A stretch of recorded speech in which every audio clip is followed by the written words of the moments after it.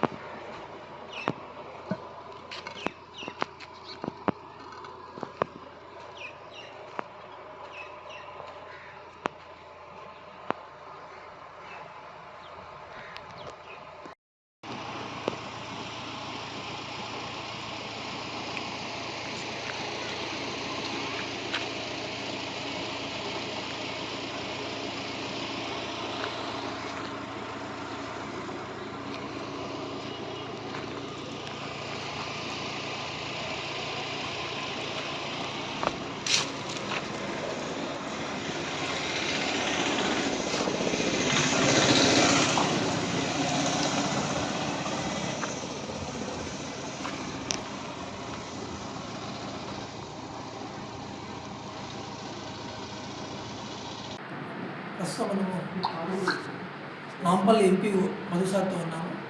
ఇటీవల తెలంగాణ రాష్ట్ర ప్రభుత్వం ప్రవేశపెట్టిన ప్రజాపాలన ప్రగతి ప్రణాళిక 99 రోజుల ప్రణాళికలో భాగంగా గ్రామాల్లో చేయాల్సినటువంటి పనులు, పారిశుద్ధ్య పనులన్నీ అక్కడక్కడ పూర్తి స్థాయిలో జరగడం లేదనేది సార్తో మాట్లాడదాం. Sir good afternoon sir. Sir ఇక్కడ ఇటీవల గవర్నమెంట్ ప్రవేశపెట్టినటువంటి ప్రజాపాలన ప్రగతి ప్రణాళిక అనేది అన్ని గ్రామాల్లో పూర్తి స్థాయిలో జరగడం లేదు సార్. అది ఓన్లీ ఫోటోలకే ఫోటోలు ఇస్తున్నాయి తప్ప ఎక్కడ కూడా పనులు జరగట్లేదు.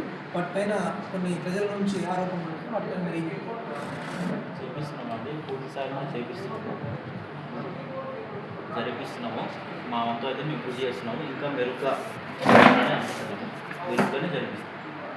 సో ఇక్కడ చూసినట్టయితే పసుపు గ్రామ పంచాయతీ సార్ డ్రైనేజ్ మొత్తం అస్తవ్యస్తంగా ఉంది. తర్వాత రోడ్ల పైనకి నీళ్ళు వస్తూ ఉన్నది. ఇంకుడు గుర్తు సరిగ్గా తీయకపోవడమో లేకపోతే ఫుల్ ఏరియా సరిగ్గా రోడ్డు మీద చేస్తూ ఉన్నారు.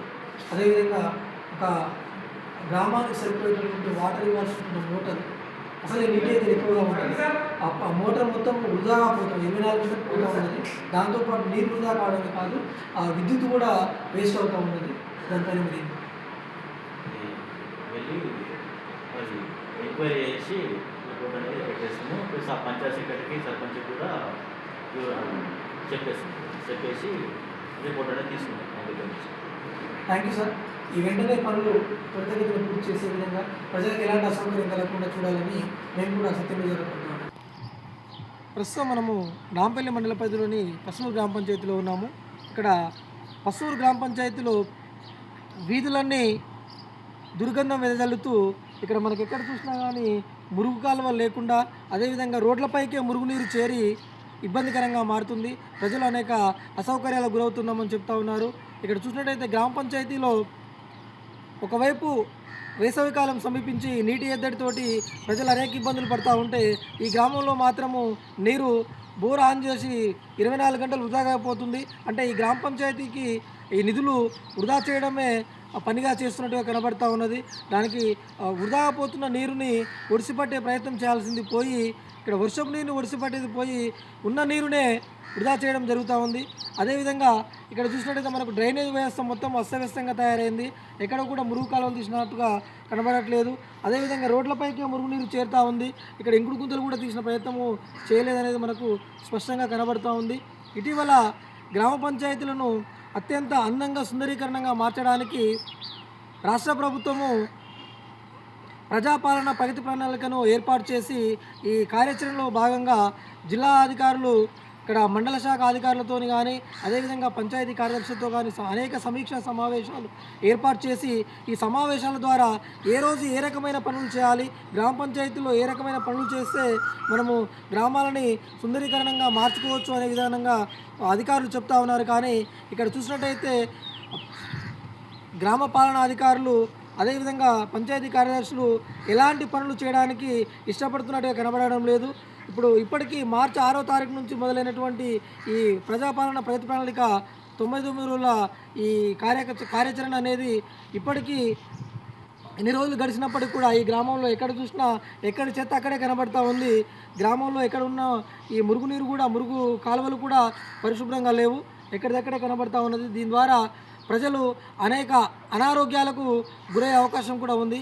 కాబట్టి సత్వరమే అధికారులు స్పందించి, మండలాధికారులు, జిల్లాధికారులు స్పందించి పంచాయతీ కార్యదర్శుల పైన ప్రత్యేక దృష్టి సాధించాల్సిన అవసరము ఎంతైనా ఉంది. అదేవిధంగా ఈ గ్రామంలో వెంటనే తక్షణ చర్యగా ఈ ఏదైతే మురుగు కాలువలు ఉన్నాయో మురుగు కాలువలను పరిశుభ్రం చేయాలి. అదేవిధంగా వృధాగా పోతున్నటువంటి నీరుని, ఇక్కడ ఆ కరెంటు బిల్లు వృధా అవుతుంది, అదేవిధంగా నీరు కూడా వృధా అవుతుంది. అసలే వేసవికాలం నీటి ఎద్దడి సమీపిస్తుంటుంది. ఇలా నీరు వృధా చేయడం కూడా సరైన విధానం కాదు. ప్రజలకు త్రాగునీరు అందించాల్సినటువంటి ఈ తరుణంలో కూడా నీటిని వృధా చేయడం కూడా కరెక్ట్ కాదు. అదే ఇక్కడ రోడ్డు పక్కన చూస్తున్నాం, మనకు ఒక గూనలేసు గుంత కనబడతా ఉంది. అందులో వెహికల్స్ వెళ్ళి పడిపోయే ప్రమాదం కూడా నెలకొన్నది. కాబట్టి తక్షణ చర్యగా వీటినన్నింటినీ వెంటనే చర్యలు చేపట్టి తగు జాగ్రత్తలు తీసుకొని ప్రజలకు మెరుగైన సేవలు అందించాలని చెప్పేసి మేము సత్య న్యూస్ ద్వారా కోరుతా ఉన్నాం. ఓ2 స్టూడియో, వెంకటేశ్వర్లు, సత్య న్యూస్.